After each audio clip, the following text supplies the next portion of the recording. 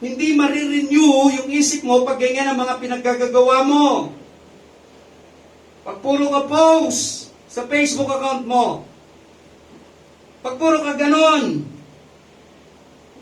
hindi marirenew ang isip mo. Mangyayari yung renewing of our minds kapag ginamit natin yung mga paraan na itinuturo ng salita ng Diyos. Kung matututunan natin yung filosofiya ng mundo sa pamamagitan ng TV, movies, music, video games, yung ating isip magiging baluktot, hindi marirenew. Marami nagagalit sa akin, pinagsasabihan ko yung iba sa inyo, huwag konsintihin yung mga anak ninyo magti-TikTok. Huwag. Kasi pakikiayon niya sa takbo ng sanlibutan.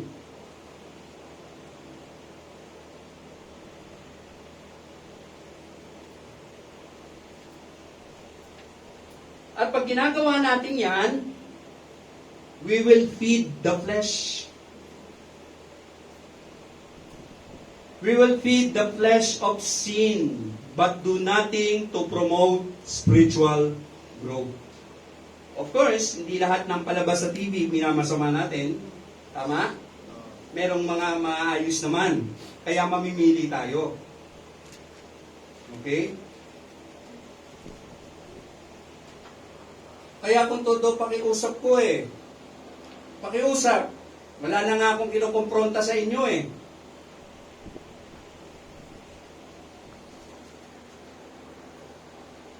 Minsan tayo nagtutulak sa mga anak natin para gumawa ng hindi kalugod-lugod sa Diyos. Tayo ang nagkukonsinti sa mga apo natin. Kaya gumagawa sila ng hindi kalugod-lugod sa Diyos.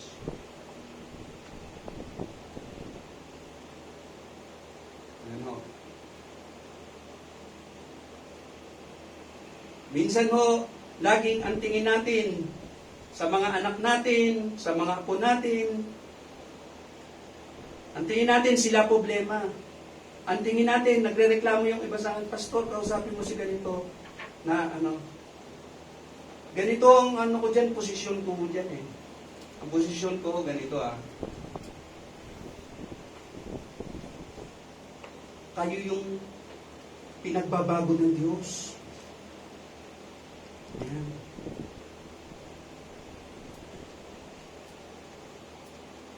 Kayo yung unang pinagbabago ng Diyos. Kayo yung unang dapat matransform.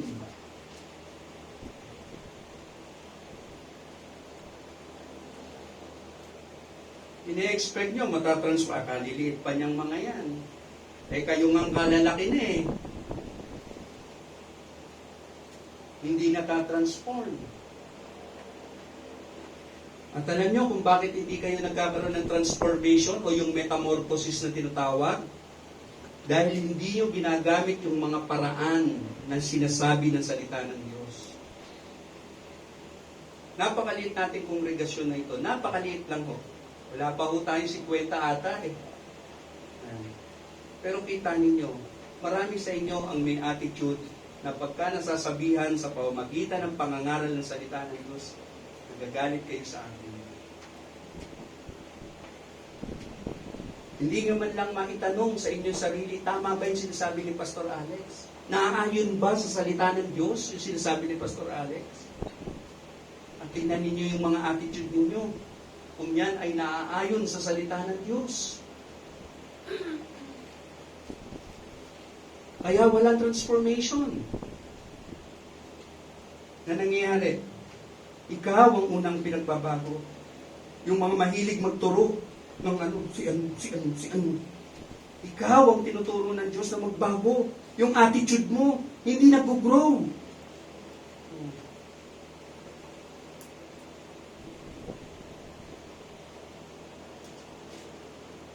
Upang tayo ay matransform sa pamamagitan ng renewing of our minds, ano yung mga paraan na tinuturo ng Biblia? Ganito ang mga paraan na tinuturo ng Biblia ay dapat pananalangin, pagbabasa ng salita ng Diyos, no? At yung pakikinig ng pangangaral ng salita ng Diyos. Yan yung mga paraan para ma-renew yung isip mo. Pero kita ninyo, marami sa atin ang guilty. Guilty! No? Na kahit mga Kristiyano na, hindi ginagawa itong mga bagay na ito.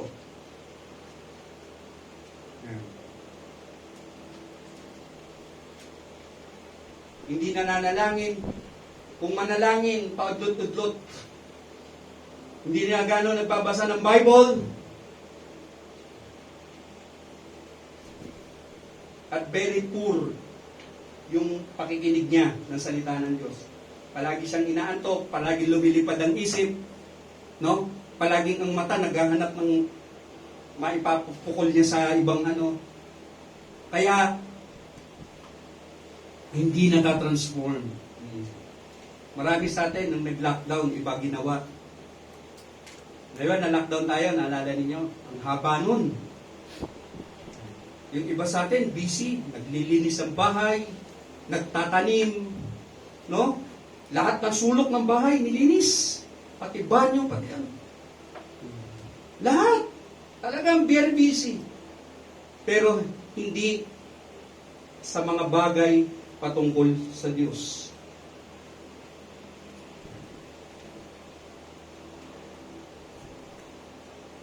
Busy.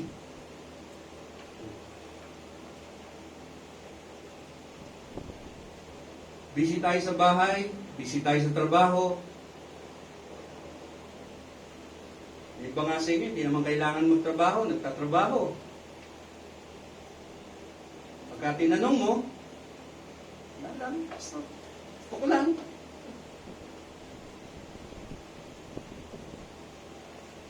Wala naman nung masama talaga. Hindi naman din kasalanan. Kaya lang, nawawalan tayo ng panahon sa Diyos, nawawalan tayo ng panahon turuan ng mga anak natin. Minsan, di ko kayo maintindihan. Ano bang gusto ninyo sa buhay nito? Minsan ho, na ang tingin ko sa inyo ay ganito. I'm speaking sa you want the best of both worlds. Gusto nyo, Kristiyano kayo, ligtas kayo, tapos maranasan nyo yung mga magagandang bagay dito sa mundo na ito. At sa makasalanan natin kaisipan, nangangatwiran tayo, bakit di ba pwede yung pastor? Hindi ho. Ako, sasagot ako sa inyo, hindi ho, at ilalaban ko sa kamatayan ko na hindi yan pwede.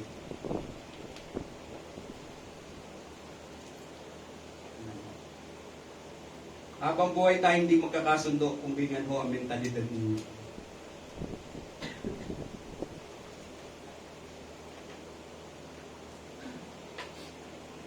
Marami sa atin, hindi natatransform walang pagbabago.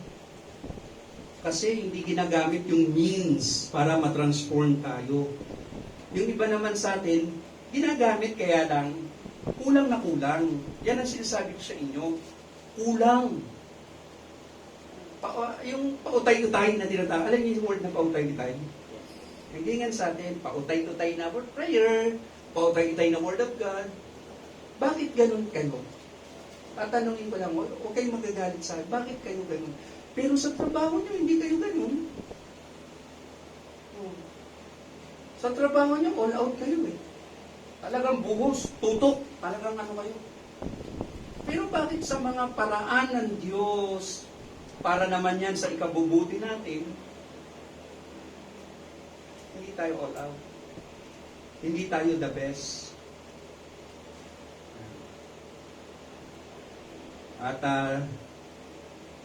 in my observation, yung mga tao na hindi ginagamit yung mga means ng Diyos para tayo ma-renew, no? There will come a time na itong mga tao na ito, tumitigas yung puso. Tumitigas na, yung wala na, bali wala na sa kanila, kahit pinagsasabihan na sila, basta sila eh.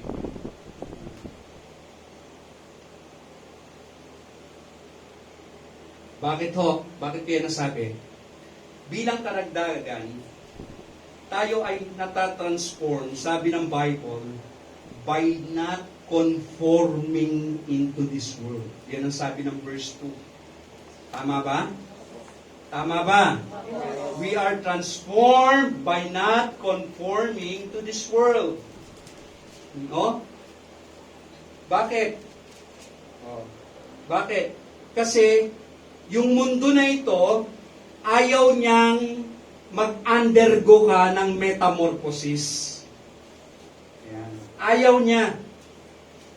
Kaya, pipigain ka ng mundo na ito na makiayon ka sa Kanya. Sino sa inyo naintindihan ang aking sinasabi?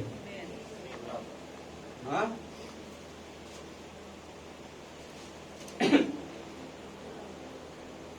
Sabi ng Biblia, huwag kayong umayon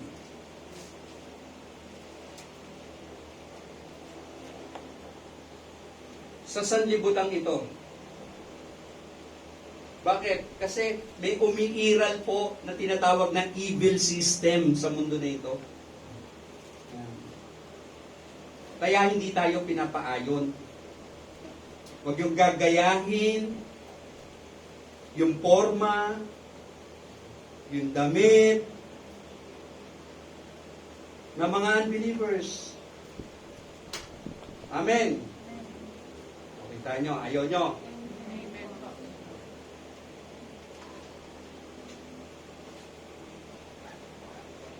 Sabi ng Bible yan, at ulitin ko, hindi yan pakiusap.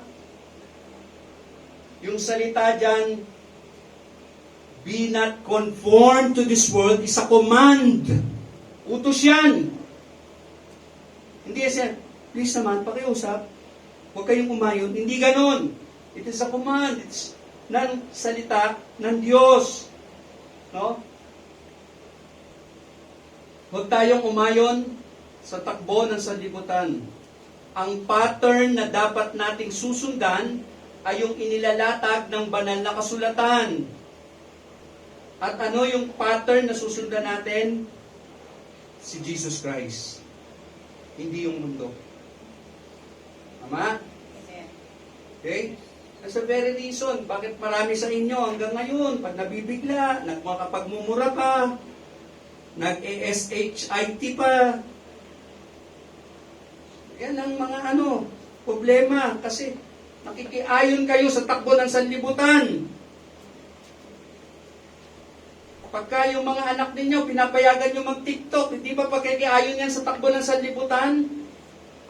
Kayo, pag pinapayagan nyo naman, yung mga magulang ninyo, naku, naglalaro lang ng video games, naglalaro lang ng, Mobile Legend na, hindi ba, sawayin ninyo! Pastor, pagagalitan ako, maigi ng pagalitan ka, kaysa wala kang sabihin dyan sa mga, natin.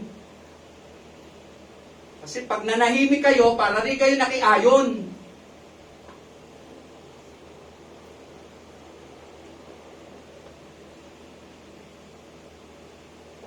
Yung tinatawag na word conformity is a great temptation. For one thing, mas madali yung pakikiayon sa takbo ng sanlibutan kaysa sa antithesis. Tama po ba? Tama po ba? Ang antithesis, lumalaban ka. Doon sa takbo ng sanlibutan, hindi ka umaayon. Yun ang ibig sabihin yan. You are saying no to world's pleasure.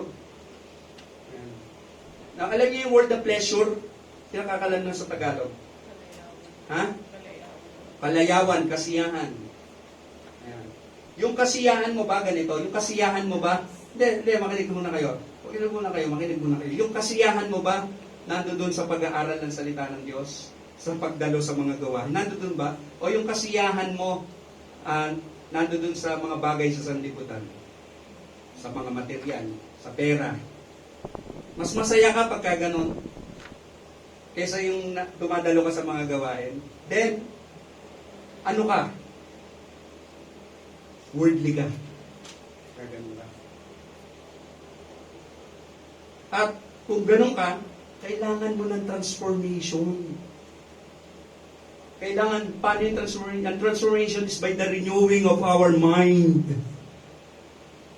At ang means, paraan para ma-renew yung mind mo is we pray, we read the Word of God, at nakikinig tayo maigi ng mga pangangaral ng salita ng Diyos. Tama po ba? No? Ulitin ko. No? Mas madali yung umayon sa takbo ng sanlibutan kaysa doon sa antithesis. Ang antithesis ay lumalaban ka sa takbo ng sanlibutan. Hindi ka umaayon sa takbo ng sanlibutan. Oh.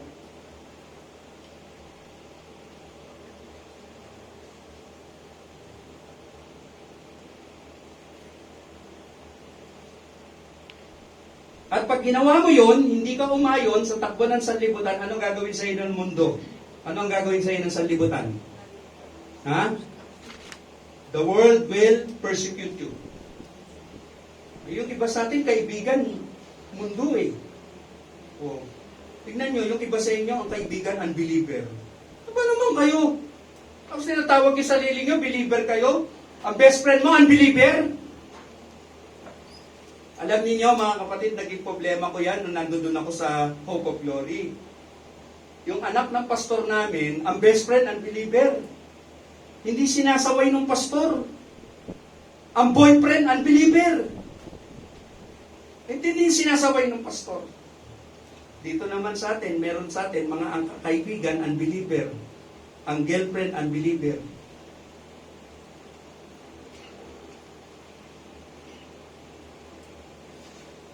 So, pag nilabanan mo yung ganong sistema, magagalit sa iyo ang mundo. Amen. Ama. Ang ibig sabihin niyan ganito, magagalit sa iyo yung mga kapamilya mo, magagalit sa iyo yung mga kaibigan mo, magagalit sa iyo yung mga kaklase mo, magagalit sa iyo yung mga kapitbahay mo. Bakit? Kasi hindi ka umaayon sa kanila. Tama ba? Yung ba ibig sabihin ni Jesus Christ dito, ng salita ng Diyos? Tama ba? Nakikinig ba kayo? Nakikinig kayo?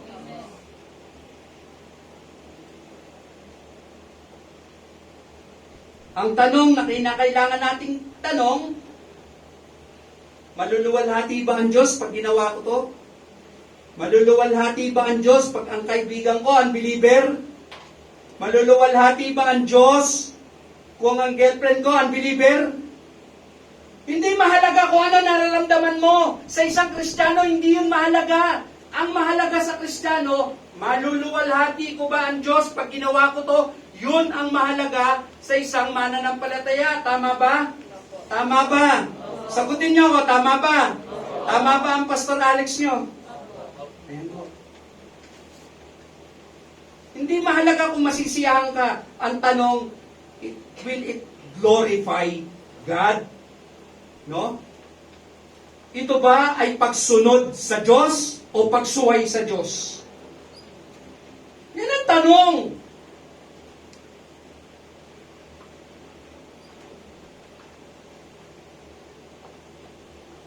Hindi minsan ganyan ang tanong ninyo sa sarili nyo eh. Minsan ang tanong nyo sa sarili nyo, magiging popular ba ako rito?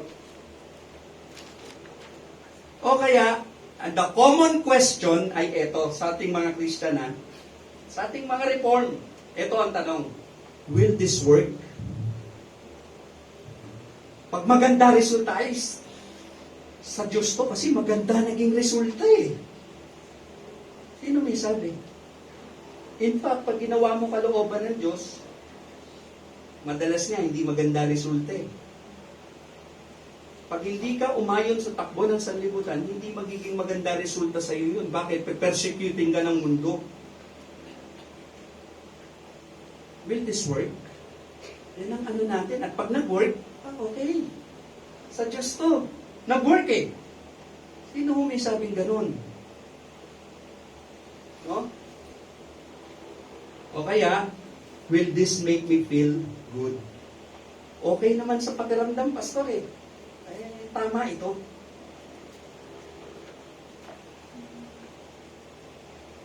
Pag nangyari ho ganun ang ating attitude, instead of being a beautiful butterfly, nagiging ano tayo?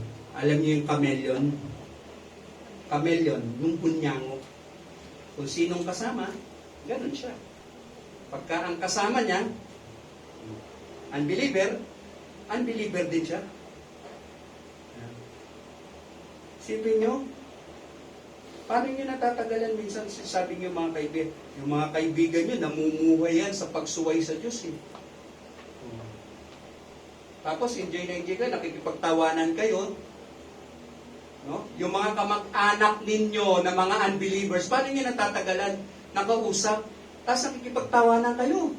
Di ba? Paano nyo yun? Hindi ko ma-imagine. Pag ganun kayo, hindi kayo butterfly. Ang tawag sa inyo, kunyango, kameleon. Masakit, pero totoo. Yung kameleon, no? Nagpapabago-bago siya, nagagawa niyang magbago-bago ng kulay, no? Nang naaayon sa mundo sa kanyang paligid. Ganun yung kameleon. Kaya po, ang ibig sabihin ng lahat ng ito, na ang Christian ay dapat gumagawa ng mabuti. All Christian can do good works. All Christians shall do good works. And all Christians want to do good works. No? At, makinig kayo, no? Itong mga good works na ito, tingnan nyo makinig kayo mahinig. Itong mga good works na pinag-uusapan natin ngayon, hindi ito flashy. Hindi ito yung agaw pansin. No? Hindi ito showy. O hindi ito spectacular. No? Hindi ganon. Hindi ganon itong good works na pinag-uusapan natin dito. No? Tingnan nyo yung good works na sinasabi rito sa Romans chapter 12. Hindi siya agaw pansin. Napansin nyo yan? Hindi siya flashy. Yung tinatawag. No? Una, generally, yung good works na sinasabi rito sa Romans chapter 12, sabi diyan, is to present our bodies a living sacrifice. No? Yung iaalay daw natin ang ating katawan bilang haing buhay sa Diyos. Bakit kinakailangan ialay natin yung ating katawan bilang buhay na hain sa Diyos? Para magawa niya kung ano ang gusto niya sa katawan natin. Wala? Di ba? Ang ibig sabihin niyan, na yung mga mabubuting gawa, no? It concerns sa paggamit ng ating katawan. Halimbawa, yung dila. Dila. No? Ang mabuting gawa sa ating mga dila ay dapat tayo'y umaawit ng papuri sa Diyos. Dapat tayo ay nagbibigay ng word of encouragement sa mga kapwa natin mananampalataya. O kaya, to speak the truth in love. No? Ganun ba yung good works ng inyong mga dila? Saan nyo ginagamit yung dila natin? Sa panlalait? Sa pagchichismis? Sa backbiting na tinatawag? Yan. Ang ibig sabihin yan, yung good works natin, it concerns the use of our hands and feet. Kapag ka, halimbawa, ang isang tatay, ang isang magulang, isang tatay, no, ay nagtatrabaho, no, diligently to provide sa kanyang pamilya, nang hindi siya nag-e-expect ng papuri sa kanyang mga anak at sa kanyang asawa. Kundi ginagawa niya yan because mahal niya ang Diyos. At yan ay mabuting gawa. Diba? Hindi tayo yung mga unbelievers na, trabaho na! Ako'y trabaho na lang ng trabaho, kayo pasarap kayo sa buhay. Hindi tayo ganun. No? Gumagawa tayo na bilang magulang, nagpo-provide tayo ng pagkain sa harapan ng ating mga anak, nang hindi natin sinusumbatan yung ating mga anak. Bakit? Dahil mahal natin ang Diyos, kaya natin yung ginagawa. At yun ay mabubuting mga gawa. Amen. Di ba? Kapag ka ang mga mothers, no, ay inaalagaan nila ang kanilang mga anak ng mabuti, no, without, nang walang recognition, no, inaalagaan mo yung anak mo, inaalagaan mo yung apo mo nang hindi ka naghihintay na papurihan ka.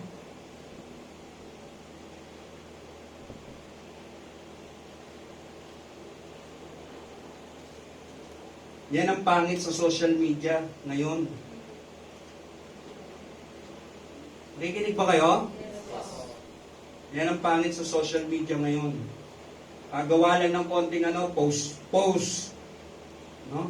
Tuwan-tuwa tayo. Ang daming like, 100 plus. Ano sasabihin? You have received your reward. Yun ay reward mo. Kapag kayong mga magulang, no, na babae, mga mothers, hindi kayo naalagaan yung mga anak ninyo, tamad kayong mag-alaga, then, hindi yan mabubuting gawa.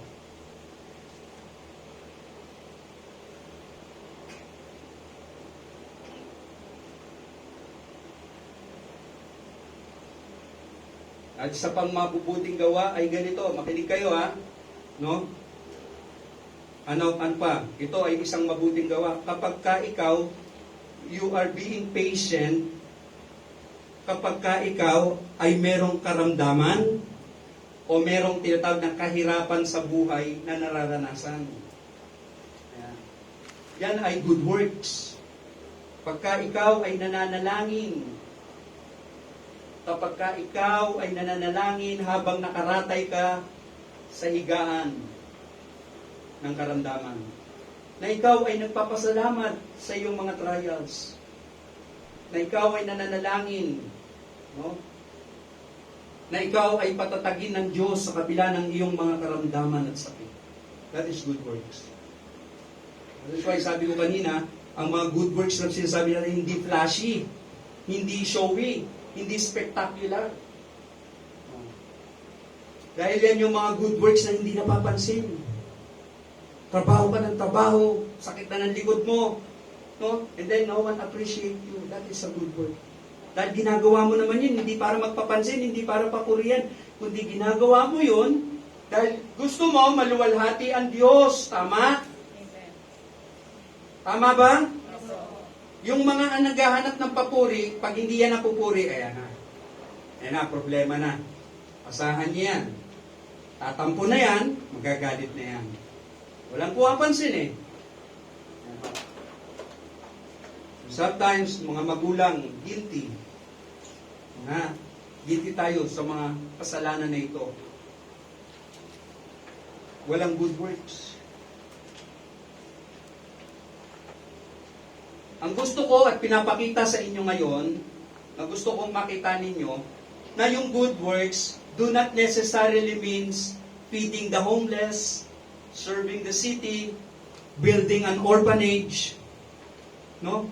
Good works are feeding your own families and serving God faithfully in your calling.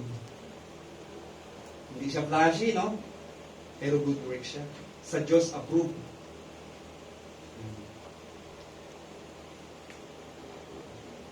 Tingnan nyo, para kay Apostol Pablo, yung pag-ibig ay dapat magsimula sa loob ng tahanan. Papunta saan? Sa church. Tingnan ninyo. So verse 3 hanggang verse 5. And then, yung mga good works na nakasulat sa verses 6 hanggang verse 15. No? So Romans 12 yung sinasabi ko. No?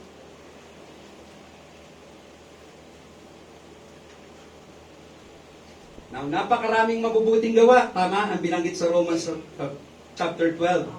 Now, lahat tayo, no, ay ginagawa na natin ito eh. No? At yung iba sa atin ay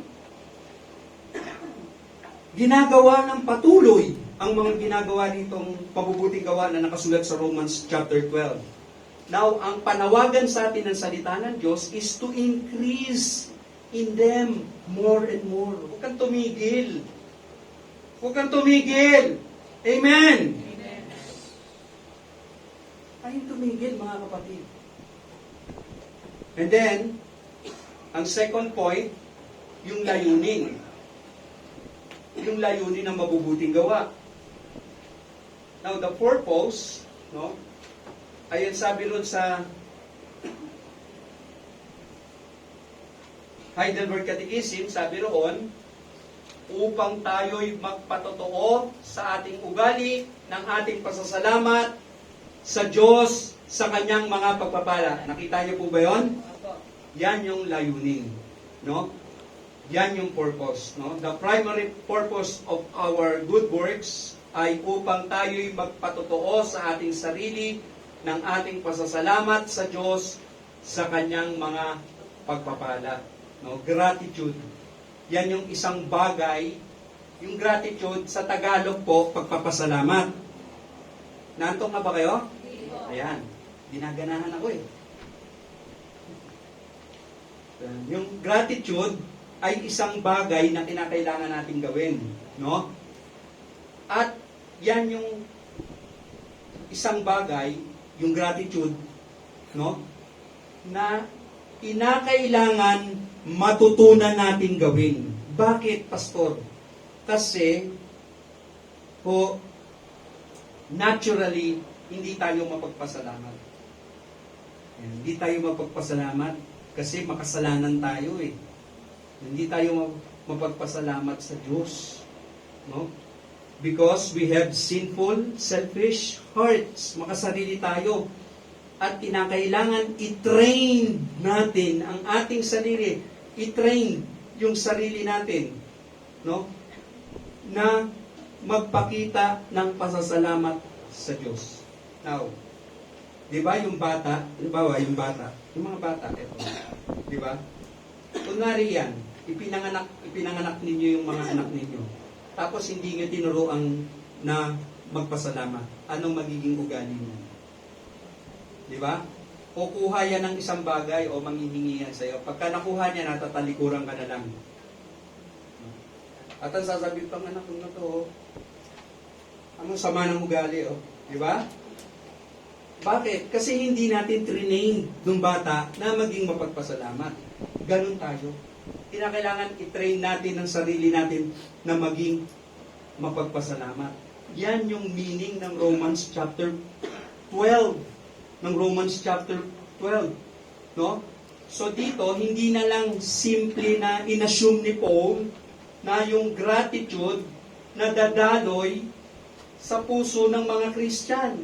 That's why, tignan nyo, sabi ni Paul, I beseech you. No? He beseeches them to do this. No? Sabi niya, ipinamamanhi ko sa inyo. Nabasa niyo po ba yun? Diba? No? So dito, sabi ni Paul, yung tungkol sa living sacrifice. Tama po ba? Sa Old Testament, ay maraming iba't ibang sacrifice. Merong for atonement, at merong sacrifice sa Old Testament na tinatawag na expression of thanksgiving, na tinatawag, o yung tinatawag na thank offering. Yung sacrifice na dito sa Romans 12 is a living sacrifice. Ang ibig sabihin yan ay deliberate and voluntary na pagsuko ng ating mga katawan sa Diyos. Ayan ho. Ng katawan natin sa Diyos. Kung inaakala nyo na ang Diyos interesado lang sa ating spirito, ay nagkakamali tayo. Ang Diyos ay interesado rin sa ating mga katawan. Ito po, yung pag-aalay ng lahat, no, sa Diyos para magamit ka ng Diyos. Magamit yung lahat-lahat na nasa iyo ng Diyos. No? Ito ay pagsasabi, take my body, take my hands, my feet, my will, my mind, and use them as you will. Ang tawag dyan ay ultimate self-denial. Hindi ito pag-give up ng konting mga bagay. God is calling you to give up everything. Ayan. Give up everything. Yung buong buhay mo para magamit ka niya.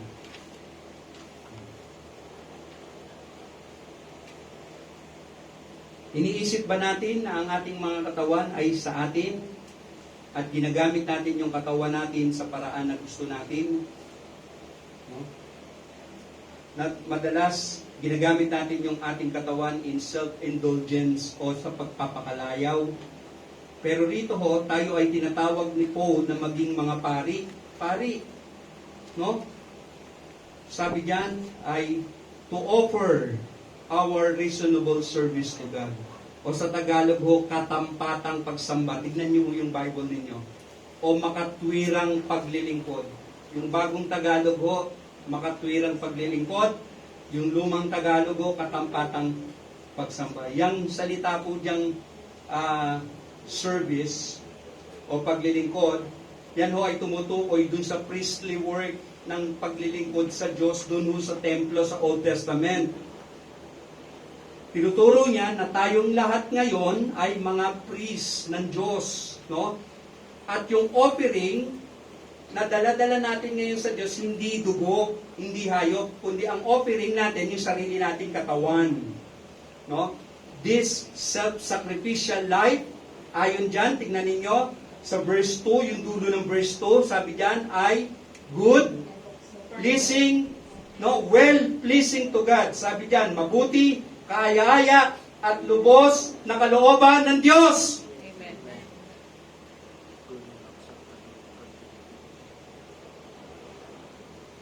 And then Paul gives the reason kung bakit natin kailangan gawin ito. Ano yung kailangan natin? Naialay natin yung buo nating katawan as a living sacrifice sa Diyos. No? Yung motivation kung bakit natin ito kailangan gawin. Now, tignan ninyo, bakit natin kailangan ialay yung ating sarili sa Diyos? Now, look at the word therefore sa verse 1. Yang therefore na yan ay tumutukoy sa lahat ng sinabi ni Paul mula dun sa chapter 1 hanggang dyan sa chapter 11. Ano ba yung sinasabi ni Paul sa chapter 1 hanggang chapter 11? Na ikaw ay iniligtas ng Diyos sa biyaya niya. Na ikaw ay pinatawad. Na ikaw ay pinili. Di ba?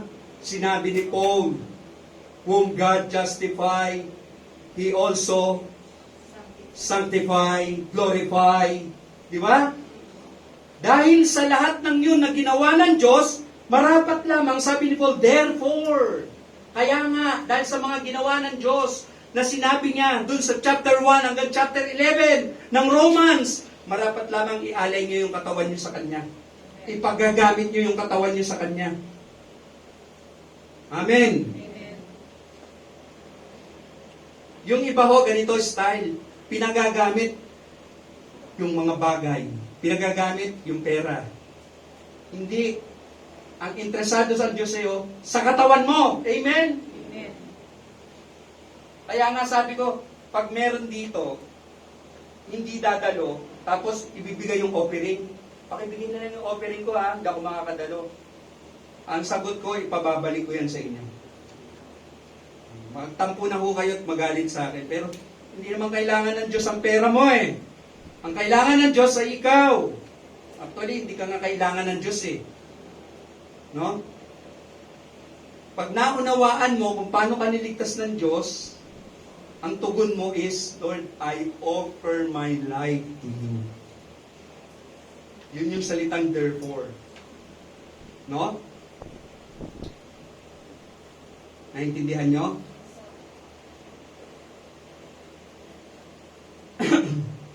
And then, ano pa? Meron tinatawag dyan sa Romans 12 na tinatawag na narrower context. Ano yung narrower context? No? Sabi dyan, no? Sa verse 1, alang-alang sa mga kahabagan ng Diyos.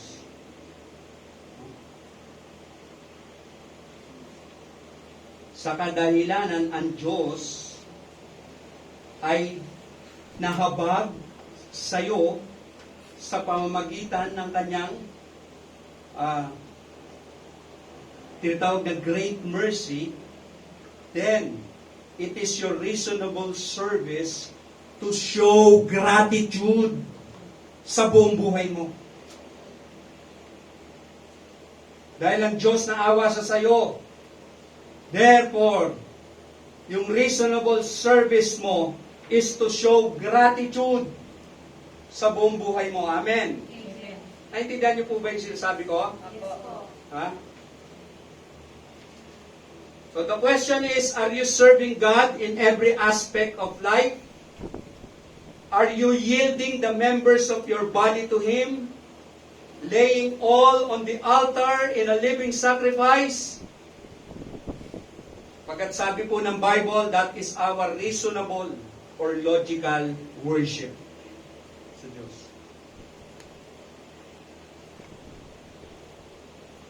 At ang isa pa pong dahilan o layunin ay related dito sa aking sinasabi. Ang sabi po ng Heidelberg Catechism, upang siya'y ating mapapurihan. Minsan tayo ay nanghihina, nanlalamig sa paggawa ng mabubuting gawa sapagkat wala namang pumupuri sa atin. No? Iniisip natin yung ating mga sacrificial service na gusto nating makakuha ng recognition. At yan po ay isang napakabigat na temptation. Halimbawa sa mga kalalakihan na nagtatrabaho, pero hindi napapasalamatan, hindi napapansin ng kanyang asawang babae, ng kanyang mga anak, no? Kinakailangan ay huwag siyang maghanap ng papuri sa tao. Ito ay mabigat din na temptation sa mga kababaihan, sa mga kananayan, na nagtatrabaho ng mabigat sa kanilang mga tahanan at hindi na-appreciate ng kanyang asawang lalaki at ng kanyang mga anak. No? Napakaraming trabaho, no? Na hindi napapansin. No? And this can be a great temptation sa mga pastor na katulad ko. No? Gumagawa ba siya ng sermon para lamang papurihan siya ng tao? No? Yung papuri sa pastor, tingin mo dito, yung papuri sa pastor ay napaka mapanganib. No? So, marami sasabi sa atin, kaya ayoko nang mag-involve sa church eh. Kaya ayoko nang gumawa kasi wala namang nag-a-appreciate anyway. Marami sa atin ganyan ang attitude, pero pag ganyan po ang attitude natin, tayo ay nagiging katulad ng Pariseyo. Di ba? If we expect people to awards us, no, sa ating paglilingkod, then, para tayong mga Pariseyo. Alam niyo yung attitude ng mga Pariseyo? Alam niyo kung ano? Ha? Tingnan niyo. Sa Matthew chapter 6, buksan niyo yung Bible niyo. Sa Matthew chapter 6, verse 1. Mateo chapter 6, verse 1. Sabi ni Jesus, mag-ingat kayo na huwag magsigawa ng katwiran o mabubuting gawa sa harap ng mga tao upang kanilang makita. Sa ibang paraan ay wala kayong ganti ng inyong Ama na nasa langit. Kaya nga, pagka ikay nagdilimos, ay huwag kang tutugtog ng pakakaksarap mo, na gaya ng ginagawa ng mga mapag-imbabaw sa mga sinagoga at sa mga daan upang sila'y mga kapuri sa mga tao. Katotohanan sinasabi ko sa inyo, tinggalanggap na nila ang sa kanila'y ganti o gantimpala. Yan sabi ni Jesus Christ, pag gagawa ka ng mabuti, no? Sa harapan ng mga tao, no? Upang makita ka, mapansin ka, sabi ni Jesus Christ, mapag-imbabaw daw ng mga tao ng ganun. Tayo'y nagiging ganyan pag nakagawa ng mabuti, para dahil gusto natin mapapurihan, pinopost natin sa mga Facebook natin. No? Nakangiti pa tayo. Ayan. Tapos ang dami nagla-like, no? Hindi napansin. Tapos yung mga nagpo-post ng tungkol sa reform, ang nagla-like 3. Ayan. 2. Pag pinopost yung mga reform 2 lang nagla-like, pero yung mga ang dami, 50 plus, 100 plus. Truly, sabi ni Jesus Christ, tinanggap na nila yung kanilang gantimpala. Yun na yung gantimpala. Yung nilike yung mo. That's it. Pinarangalan nga na anak. Dami nga nag-like eh. Di ba? Kung ikaw ay nagagalit dahil hindi ka na-recognize ng ibang tao, hindi ka pinupuri, examine your heart, no? Baka katulad ka na ng Pariseo. At kung ganyan ka, then you need to repent and give God the glory. You need to repent. Kung ganyan tayo, mga kapatid. Kapag po ang mga tao ay pinupuri tayo, we must give the glory to God. No? Gumagawa tayo ng mabubuting gawa, hindi para tayo ang papurihan, kundi para siya'y mapapurihan. Siya ang nagbibigay ng magbiyaya para tayo'y makagawa ng mabuti. Siya ang nagbabago sa atin araw-araw after the image of Jesus Christ. Without Him, wala tayong magagawang mabuti.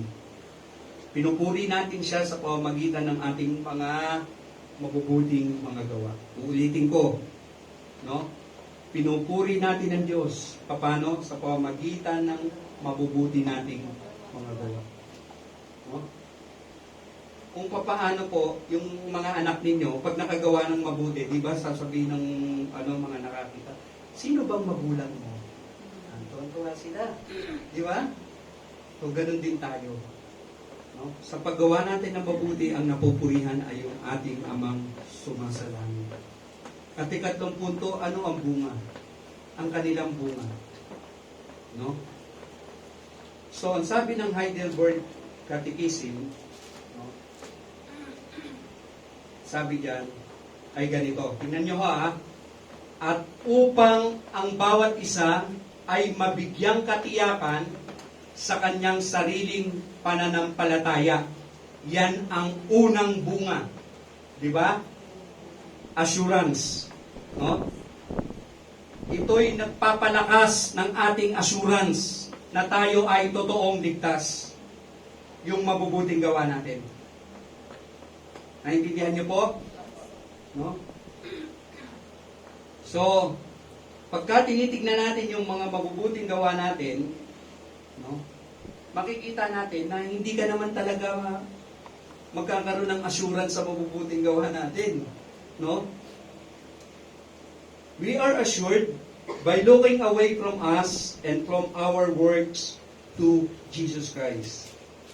We are assured through believing in Christ, in what He has done on the cross for our salvation. In other words, we are assured by faith. Our works cannot assure us. But, how do we know that Christ has died for us personally and that we belong to the election of grace? And the answer again is that we are assured by faith. Malinaw po ang Biblia na hindi lahat ng tao ay may pananampalataya. Ang pananampalataya ay kaloob ng Diyos. No? Kaloob ng Diyos sa mga elect lang. At ito ay sa pamamagitan ng pangangaral ng mabuting balita. Pero, ang pananampalataya, faith, is not a fruitless faith. It produces in us good works. Naalala niyo kung ano ang faith? Faith ay spiritual union kay Christ. Si Kristo yung puno, ikaw yung sanga, iniupong ka. Therefore, pag nakaupong ka, ganun ang faith, tiyak na mamumunga ka. Saan? Sa mabubuting mga gawa. Pero ano pong klaseng mga gawa? Dahil sabi natin, itong mga mabubuting gawa na ito ay nakapagbibigay sa atin ng katiyakan, ng assurance. Pero ano eksakto yung mabubuting gawa? Now, alam ko, ahahaba na ng preaching ko ha, pero napaka-importante ho nung sinasabi, ano eksakto yung mabubuting gawa? No? Ito ba yung pagiging magalang mo sa iyong kapitbahay? Ito ba yung pagtulong mo sa mga nangangailangan? Ito ba yung pagka nakakita ka ng matandang babaeng tumatawid sa daan ay tutulungan mo? No? Tayo ba ay nakakaramdam ng assurance, no? Dahil ikaw ay mabait na anak sa iyong mga magulang? Hindi yan yung bunga ng pananampalataya. Uulitin ko, hindi yan. Hindi yan. Bakit? Bakit hindi yan? Kasi kahit ang unbeliever, kayang gawin yan. No? Yung bunga ng pananampalataya ay spiritual. Now remember, ang faith is spiritual union. Therefore, yung bunga spiritual.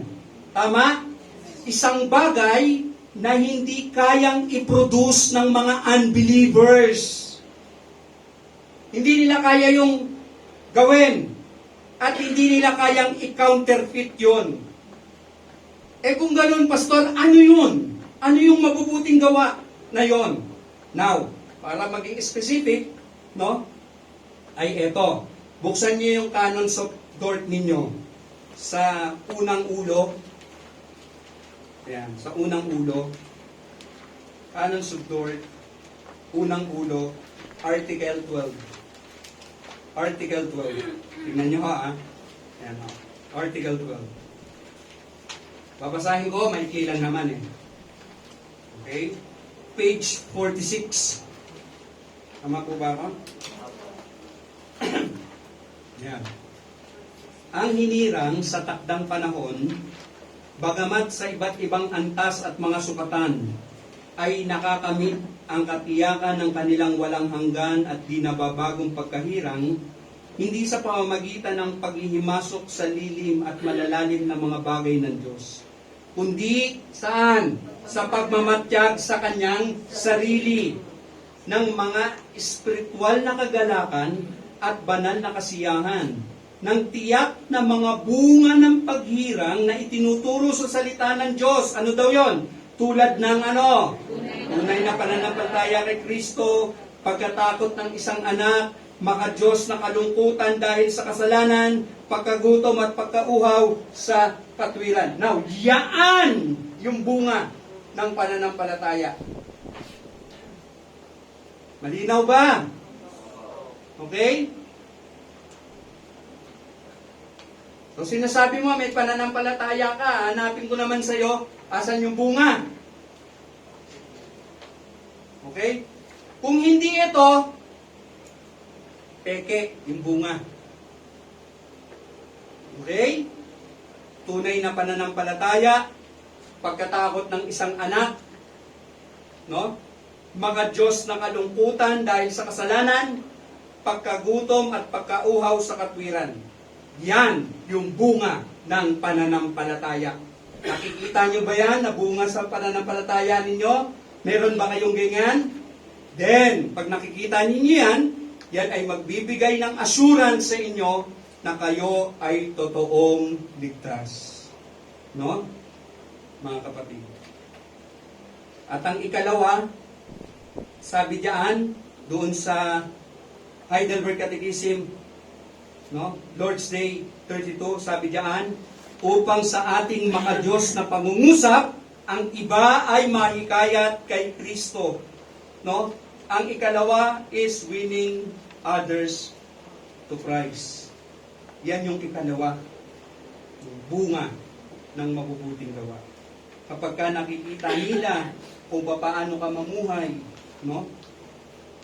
Nakikita ng kapitbahay mo kung paano ka mamuhay, nakikita nila ang iyong pagiging masiyahin, yung iyong pagiging tapat sa pagdalo sa mga gawain, yung inyong pag-ibig sa Diyos at pagmamahal sa kapwa, no? Makikita ng iyong mga kapitbahay, ng iyong mga kakilala, kung paano mo pinalalaki ng may takot sa Diyos ang inyong mga anak, no? Kung ano ang ginagawa mo tuwing araw ng Sunday, at kung paano ka mag-react sa mga trials, no? Your friends and colleagues, no? And acquaintances, no? Ay magtataka sila. Bakit ganito to? Daming problema. No? Dalo pa rin ang dalo. No? So, nag-iiwan ka ng impression sa kanila. Nag-iiwan ka ng tanong, why are they like that? And they know your life testifies to them. And sometimes, even addresses their consciences. Diba? Na ano mo yung budhi nila. And even if they never ask you, no, you have left a testimony and God is glorified. So, nadadala sila dahil sa mabubuting gawa na nakikita nila sa inyo sa Diyos, mga kapatid. No? That's why, mga kapatid, let us do good works. Let us abound in doing good works. Sa pamamagitan ng kapangyarihan ng banal na Espiritu. And God will be glorified. Amen? Amen. Amen? Amen. Magandang umaga po sa inyo lahat.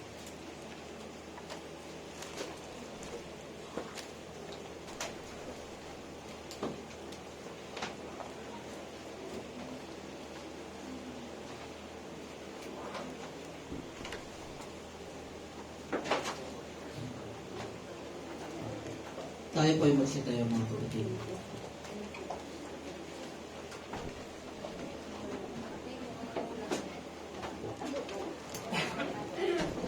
Sa mga gustong magbigay mga kapatid, tayo ay dadako na sa gawain ng pagbibigay. Sa mga gustong magbigay ng kanilang mga kaloob, lumapit na lang po dito sa harapan.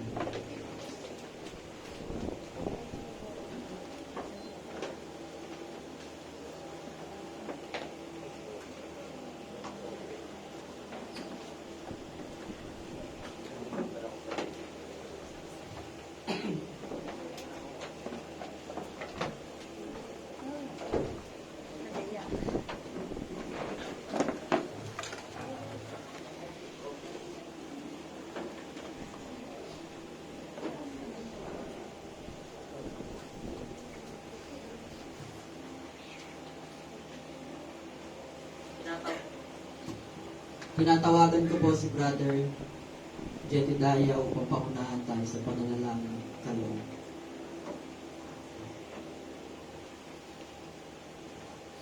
Manalangin po tayo. Amang banal, nagpapasalamat po kami sa mga nagkaloob, nagbahagi ng pera para sa gawain mo, Amang. Pinapanalangin po namin naway pagpalain niyo ang mga nagbigay at naway gayon din po sa mga hindi nagbigay. Pinapanalangin namin na naway magamit namin ang mga kaloob na ito upang mapalaganap ang inyong salita at mapagyaman ang inyong mga gawain naman sa iglesyang ito. Pinapanalangin din namin na magamit ang mga kaloob na ito upang makatulong sa mga nangangailangan naming mga kapatiran. Yun lamang po sa magdalangin namin sa pangalan ni Jesus. Amen. Bago tayo mawit mga kapatid, tayo po ay meron pong gawain mamayang hapon, 2:30 mga kapatid. Lahat ng miyembro ng Grace Protestant Reform ay inaasahang dumalo sa gawain mamaya. At meron po tayong gawain ng mga bata sa Sabado. Ang lahat po ng magulang na merong mga anak, inaanyayahan po namin na lahat ng miyembro ng Grace Protestant Reform na mga bata ay dumalo sa gawain ng mga bata sa Sabado. Yan po ay aming inaasahan mga kapatid. Sa mga kananayan naman po mga kapatid, meron pong gawain ng alas 4. So lahat ng kananayan, kababaihan ay inaasahan rin dumalo sa gawain iyon. So tayo po ay mawit mga kapatid. sa Psalter 92, page 80. Ang ating pong aawitin ay God, our Advocate and Judge.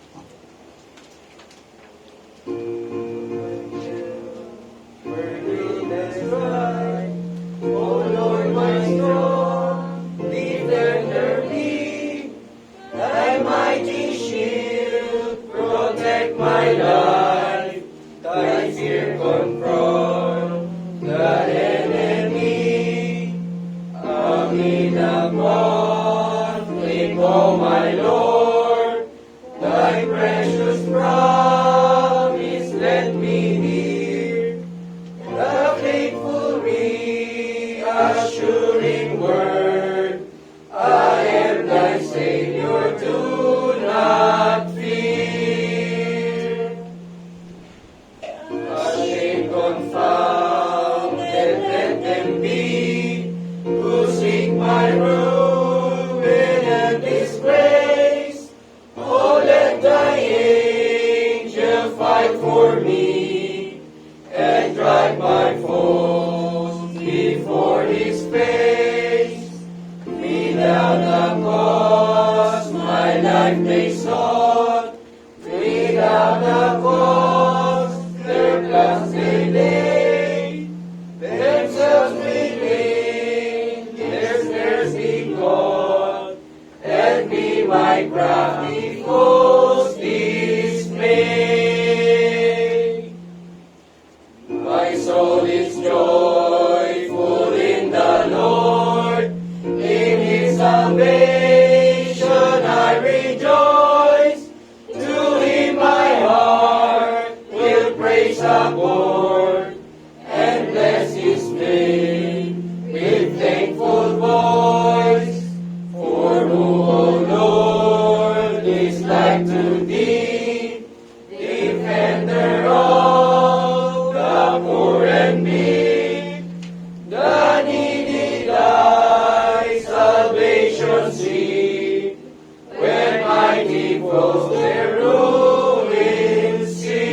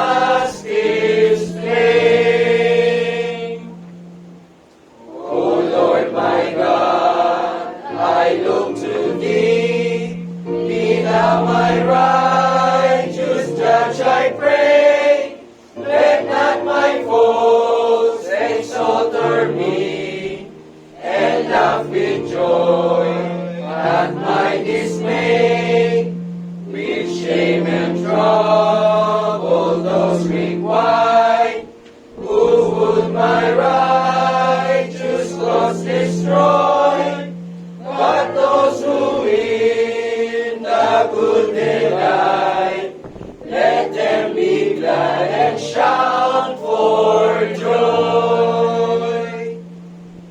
Ye let the Lord be magnified, because thy servants thou dost bless, and I from morn till eventide will daily praise thy righteousness.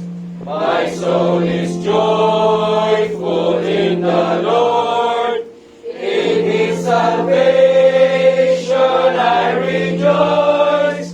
To him my heart will praise accord, and bless his name with thankful voice.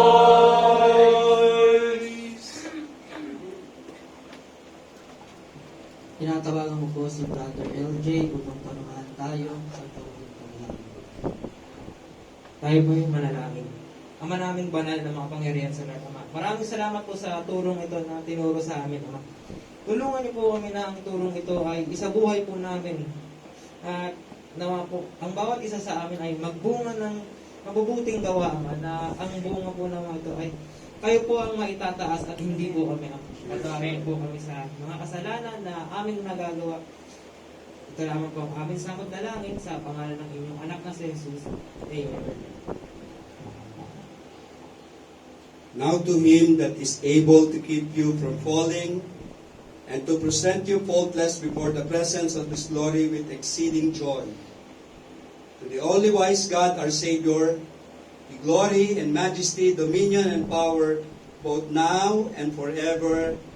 Amen. Amen. Magandang tanghali po. Tayo po tapos ang palakpakan.